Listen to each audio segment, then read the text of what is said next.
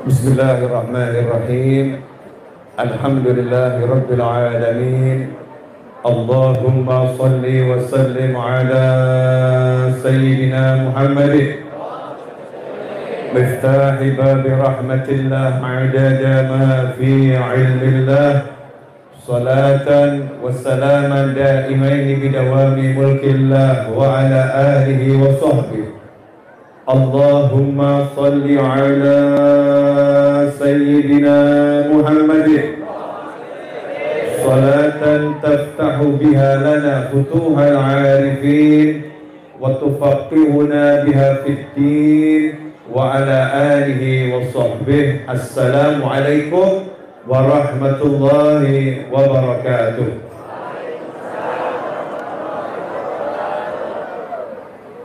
Alhamdulillah, di malam hari ini rangkaian demi rangkaian majelis ilmu dan zikir majelis hal berlangsung. Mudah-mudahan yang hadir mendapatkan barokahnya. Mudah-mudahan yang tidak hadir juga mendapatkan barokahnya. Mudah-mudahan yang mengikuti secara langsung di tempat ini maupun secara online dari streaming di wilayah dan tempat masing-masing mendapatkan barokahnya. Amin Allahumma amin. Ikhwani rahimakumullah, Bapak Ibu, teman-teman semua, saya ingin mengingatkan diri saya pribadi dan siapapun yang mau ikut mendapatkan peringatan dari saya ini.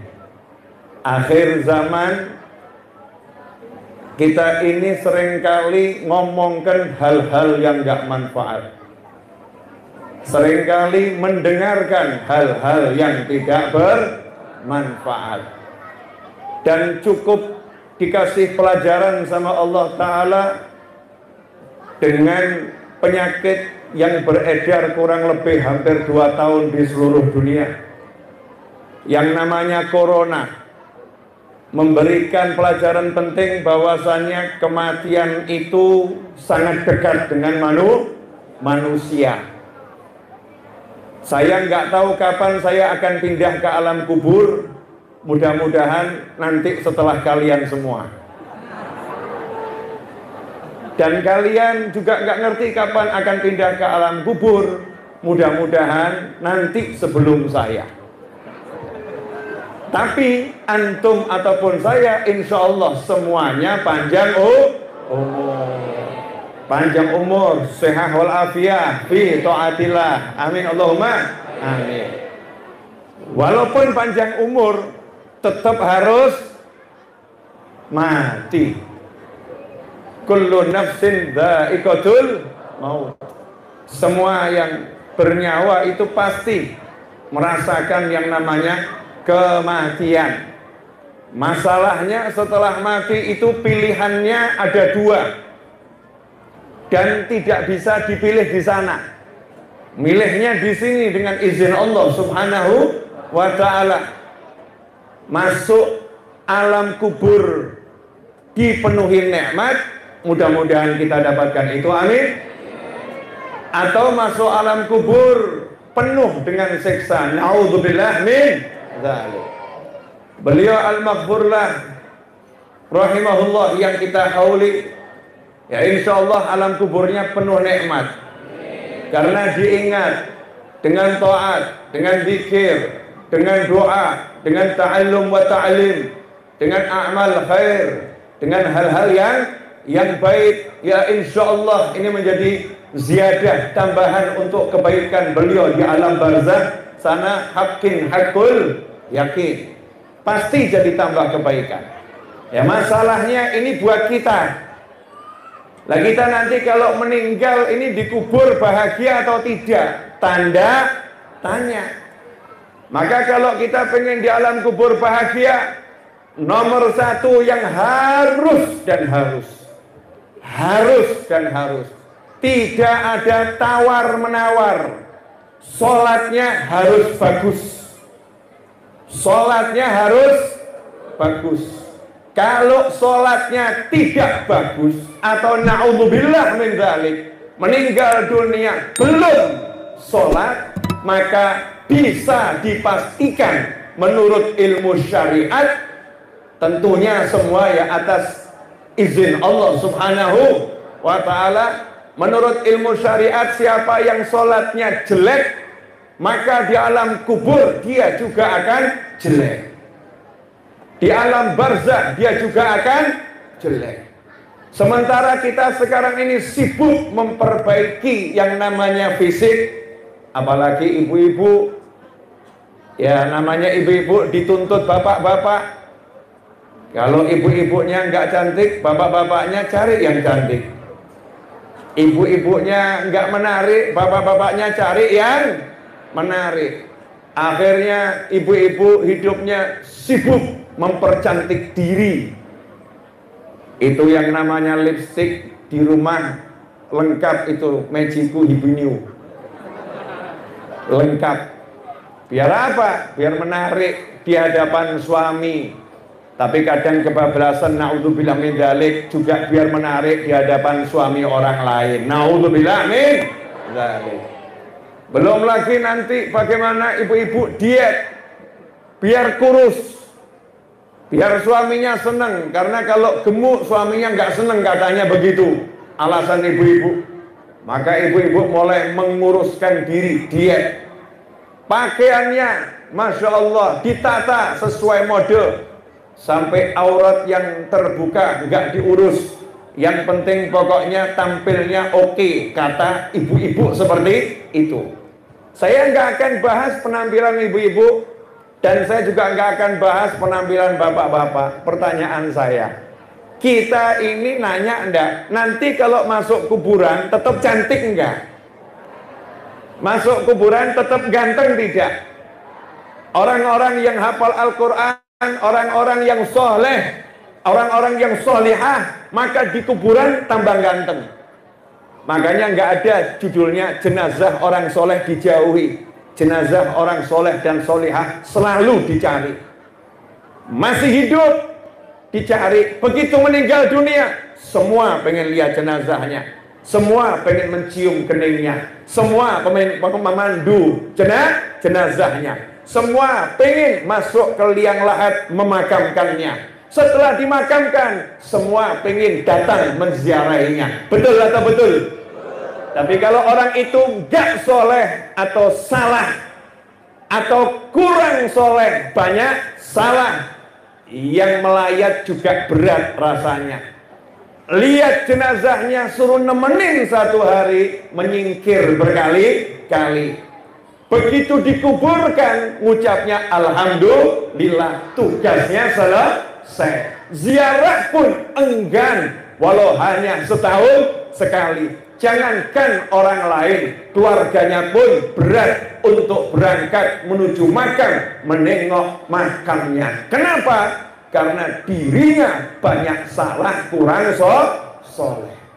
Nah, ikhwani rahimakumullah, biar selamat nih, biar selamat, sholat. Itu wasiatnya Nabi Muhammad SAW. As-sholah, as-sholah, as-sholah. Sekarang saya mau nanya, boleh? Gampang-gampang saja.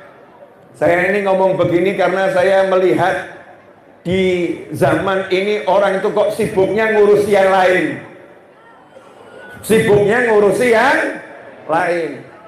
Nanya bapak-bapak, kapan terakhir kali bapak nanya sama istri, syarat sahnya sholat hafal tidak?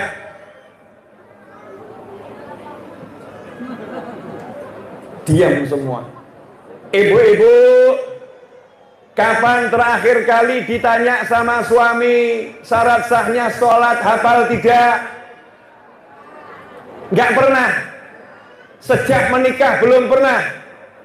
Berarti suami-suami tidak bertanggung jawab terhadap fardu ain, kewajiban pribadi setiap muslim. Kewajiban istri sholat, tanggung jawab suami. Kalau suami tidak mengajarkannya dan tidak memerintahkannya untuk belajar, dan istrinya sholatnya salah, suaminya dijamin akan diseret ke neraka.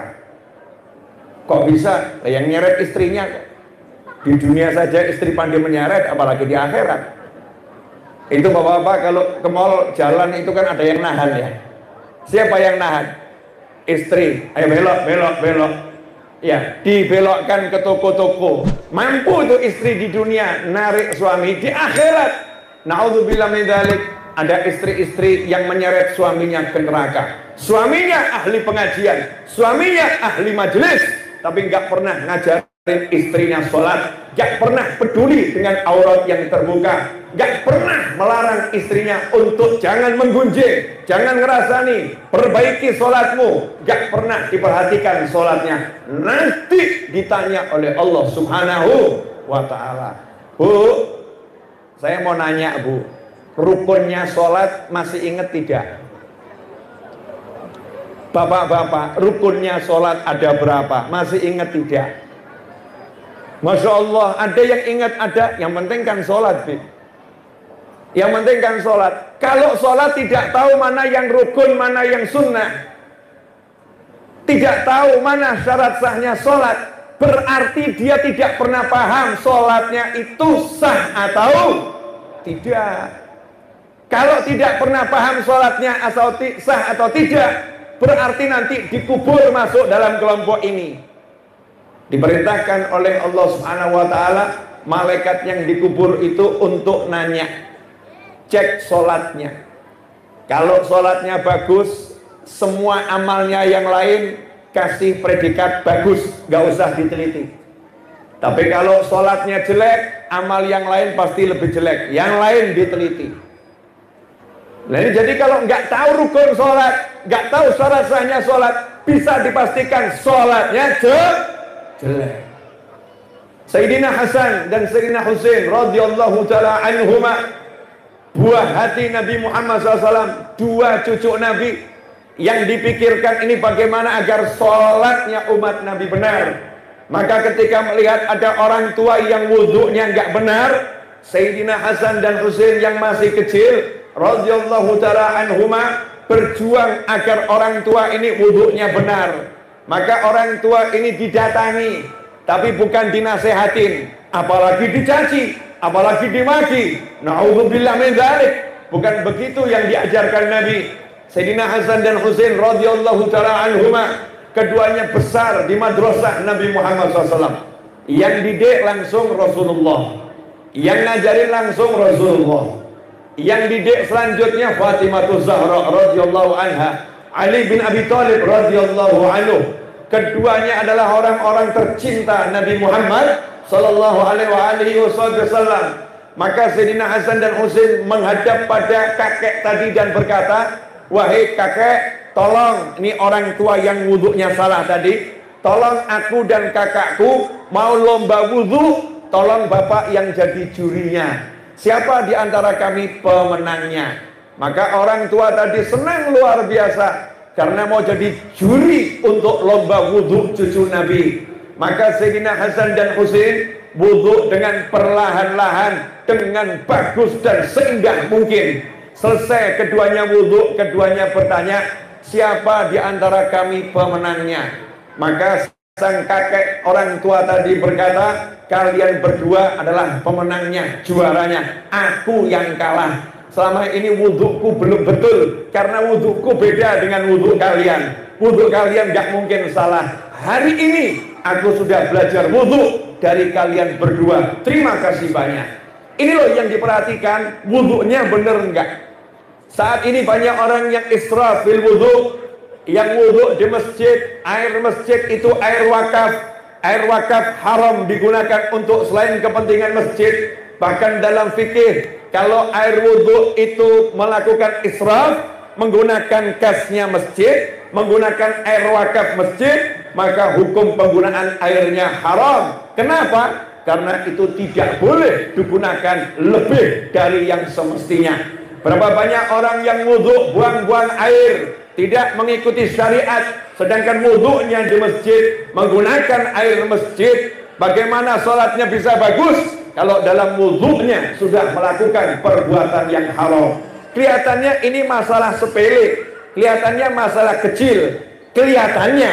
Tapi jangan salah, ini bukan masalah sepele, ini bukan masalah kecil. Siapa yang sholatnya nggak beres, maka dunianya tidak akan beres, apalagi akhiratnya. Siapa yang sholatnya nggak baik, maka dunianya nggak akan baik, apalagi akhiratnya. Allah yang mengatakan, wa'mur ahlaka bis-shalah, perintahkan keluargamu sholat. Kami tidak bersabarlah kepadanya, kami tidak minta rezeki kepada kalian, justru kami yang memberi kalian rezeki. Di sini ada pelajaran, wa'mur ahlaka bis-shalah. Kalau Allah udah bilang perintahkan keluargamu sholat, artinya sebelum memerintah diajarin dulu. Gak mungkin kita perintahkan sesuatu sementara yang diperintah belum tahu. Karena itu wajib seorang suami ngajarin istri, orang tua ngajarin anak. Karena itu untuk urusan sholat, pelajaran pertama dalam kehidupan adalah sholat. Bayi begitu lahir tidak diajarkan yang lain, yang diajarkan adalah sholat. Begitu lahir langsung suruh mendengar suara azan di telinga kanan, suara iqamah di telinga yang sebelah kiri. Azan dan qomat, pendidikan awal tentang waktu sholat ditandai dengan panggilan azan. Mulai sholat ditandai dengan iqamah, diajarkan sejak lahir. Sebetulnya itu harus dilanjutkan sampai muncullah sabda Nabi Muhammad sallallahu alaihi wasallam, perintahkan anakmu sholat umur 7 tahun. Artinya umur 7 tahun sudah pandai sholat, karena belajarnya sejak lahir. Tapi sekarang sekolah SMA, kuliah, bahkan sudah berkeluarga, bahkan sudah punya anak, sholatnya belum paham mana yang rukun, mana yang sunnah, mana yang tidak boleh, yang membatalkan sholat, mana syarat sahnya sholat. Karena itu kita lihat zaman sekarang banyak orang muda galau, banyak orang muda jatuh, banyak orang muda bingung, banyak orang gak tenang hatinya. Kenapa? Karena sholatnya gak beres, sholatnya nggak betul. Kalau pengen kita hidup kita baik, hidup kita menjadi benar, awali dengan perbaiki sholat. Siap memperbaiki sholat? Pulang dari sini wajib hukumnya, bukan sunnah. Wajib hukumnya belajar rukun sholat, belajar rukunnya wudhu, belajar yang membatalkan wudhu, belajar yang membatalkan sholat. Semua itu sudah wajib kalian pelajari dan saya pelajari dan ajarkan kepada yang lain. Karena ini urusan ibadah yang paling utama. Sebagaimana dikatakan, siapa yang sholatnya baik, semuanya dianggap baik. Coba jujur, amal kita ini selain sholat ada enggak yang baik? Puasa Ramadan, Masya Allah, ibu-ibu suruh berhenti nonton sinetron nggak bisa. Betul ya Bu ya? Bahkan itu yang namanya menunggu waktu berbuka, habiskan waktu sambil nonton televisi. Berapa banyak yang haram yang ditonton oleh mata saat akan berbuka. Ibu-ibu dan bapak-bapak kalau duduk sama temannya, bapak-bapak zaman now sama dengan ibu-ibu zaman dahulu. Iya, kalau duduk zaman sekarang ada oknum-oknum yang suka ngomongin orang. Kalau dulu masih mending, mau ngomongin orang cari partner, cari teman duduk. Kalau sekarang mau ngomongin orang nggak perlu teman duduk, langsung lewat grup WhatsApp saudara-saudara. Lewat grup WhatsApp bisa ngomongin orang, gunjing orang lewat grup WhatsApp. Lewat grup-grup yang ada itu, na'udzubillah min dzalik. Puasa kita belum beres, haji kita, Masya Allah. Walaupun kita harus husnudzan, semua orang haji diampuni dosanya oleh Allah subhanahu wa ta'ala. Qiraatul Quran kita, apapun yang kita lakukan, ada riya, ada ujub, ada sum'ah, ada takabbur, dan pelaksanaannya masih jauh dari yang diajarkan oleh Nabi Muhammad sallallahu alaihi wasallam. Maka kalau kita sadar mata banyak maksiat, telinga banyak maksiat, mulut banyak maksiat, amalan buruk kita banyak, maka solusi yang paling jitu untuk selamat dunia akhirat, perbaiki sholat. Karena kalau sholatnya baik, jaminan dari Nabi Muhammad SAW, siapa sholatnya baik, yang lain gak diperiksa. Enak kan? Yang penting dinilai sholatnya bagus, yang lain kata Allah udah gak usah dilihat, anggap saja baik. Meskipun rapotnya merah, anggap saja baik. Kenapa? Karena sholatnya baik. Dan sungguh menyedihkan, ibu-ibu takut anaknya terlambat sekolah, bapak-bapak takut anaknya terlambat sekolah, sehingga bangunkan anak di pagi hari bukan nak sholat, sama-sama S-nya, tapi beda wujudnya. Nak sekolah, nak sekolah, nak sekolah. Takut terlambat sekolah, gak takut terlambat sholat. Nak subuh, nak subuh, nak subuh, gak keluar yang muncul. Nak sekolah sekalian sholat, nak sekolah sekalian sholat. Sholat jadi paling belakang, gak dipentingkan lagi. Ikhwani rahimakumullah, kalau kita abaikan sholat, maka kita akan diabaikan oleh Allah subhanahu wa ta'ala. Coba simak itu panggilannya sholat. Kenapa Habib ceramahnya model begini? Ya inilah ceramahnya para kiai dan habaib tempo dulu. Ceramahnya Habib sama kiai dulu-dulu itu ya begini. Ayo sholat, ayo sholat. Yang diajarkan, coba lihat itu pengajiannya para kiai dan para habaib. Buka kitab, isinya apa? Sholat, wudhu, sholat, wudhu, sholat, wudhu. Ya isinya itu. Karena hidup ini cuma sebentar. Setelah itu MATI, mati. Setelah mati, surga atau neraka. Pengen surga, sholat, sholat, sholat. Saya mau kasih contoh boleh? Berapa waktu yang lalu saya ceramah di Jakarta, saya sampaikan ini. Ini permisalan saya dapat dari teman saya, Cina Muslim almarhum, sudah meninggal. Beliau ceramah waktu itu bareng sama saya, ya, Cina Muslim almarhum, sudah meninggal. Semoga Allah merahmatinya di alam kubur sana. Ini bukti kalau ilmunya manfaat, masih saya ingat. Kata beliau begini, ada orang pakai jas harga 10 juta. Ceritanya saya modifikasi sedikit, kasih harga biar lebih paham.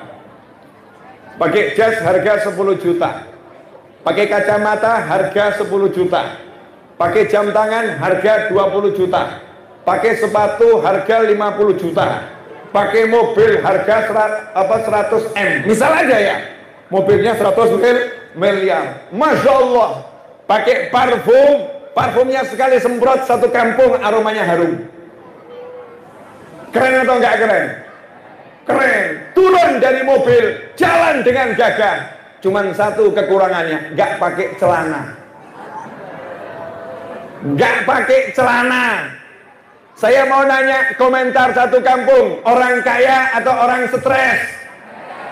Jawabannya adalah sakno sugih-sugih stres. Betul? Kasihan kaya-kaya stres. Kasihan kaya-kaya stres. Ibu-ibu pilih mana?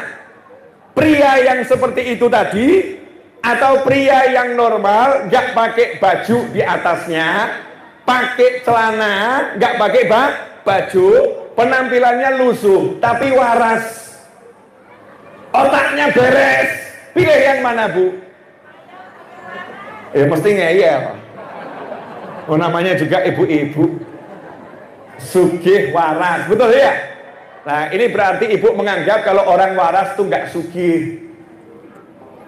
Kekayaan termahal adalah kewarasan. Apalah artinya punya segala kekayaan kalau nggak waras?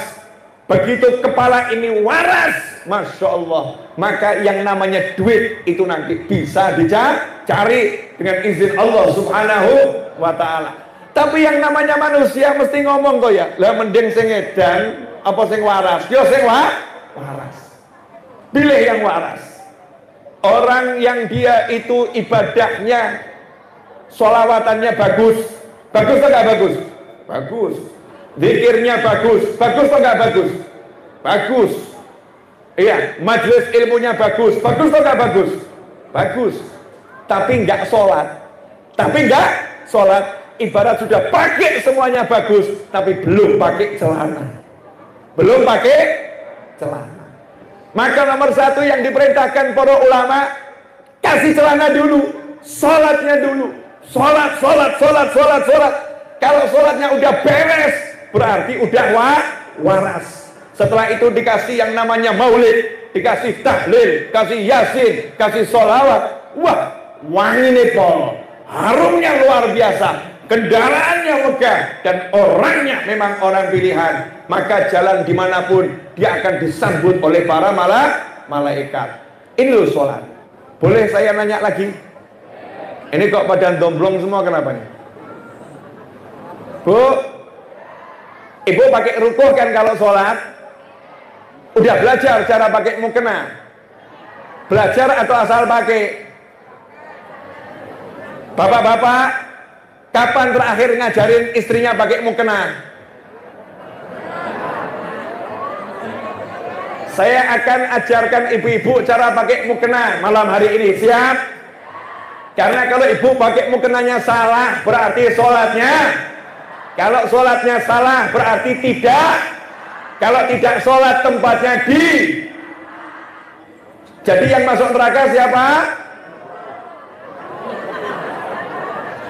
Orang yang tidak sholat. Nih,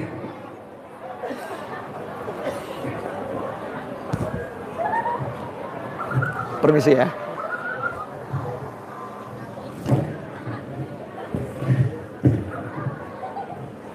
Ini daleman. Kopiah ini daleman ya. Rambut jangan ada yang keluar. Satu helai rambut keluar, sholatnya tidak. Maka perhatikan betul sebelum sholat. Jangan urusan ATM diperhatikan. Masukkan ATM, pinnya jangan sampai salah. Salah 3 kali diblokir. Hati-hati pakai kartu ATM. Giliran sholat, wah kurang lebih. Kalau sholatnya salah, bukan ATM yang diblokir, pintu surga diblokir untuknya.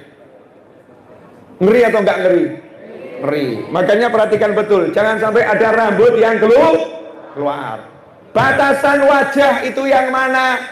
Orang sholat itu yang boleh kelihatan wajah ini ya, wajah boleh kelihatan.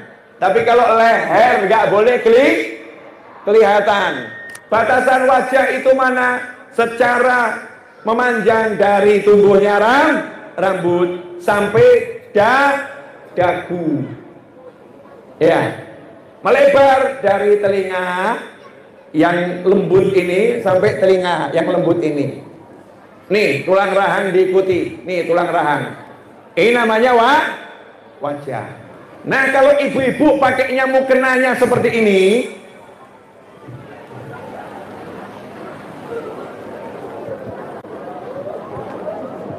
pakai mukenanya seperti ini,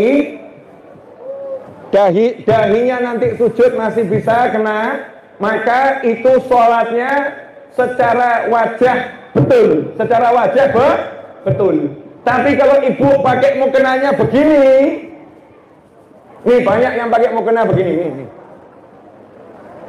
Bawahnya dagu masih kelihatan. Kalau bawahnya dagu masih kelihatan, berarti auratnya terbuka. Kalau auratnya terbuka, berarti sholatnya tidak. Pada kaget semua. Tadi itu mukena saya gimana ya? Turun bahasanya. Gimana itu? Makanya perbaiki. Padahal yang buat mukena sudah buat. Pakai tutup di sini ya. Tapi kadang-kadang ibu-ibu ada tangannya ya ditarik ke bawah. Akhirnya di bawah dagu kelihatan, auratnya terbuka. Itu menyebabkan sholatnya tidak sah.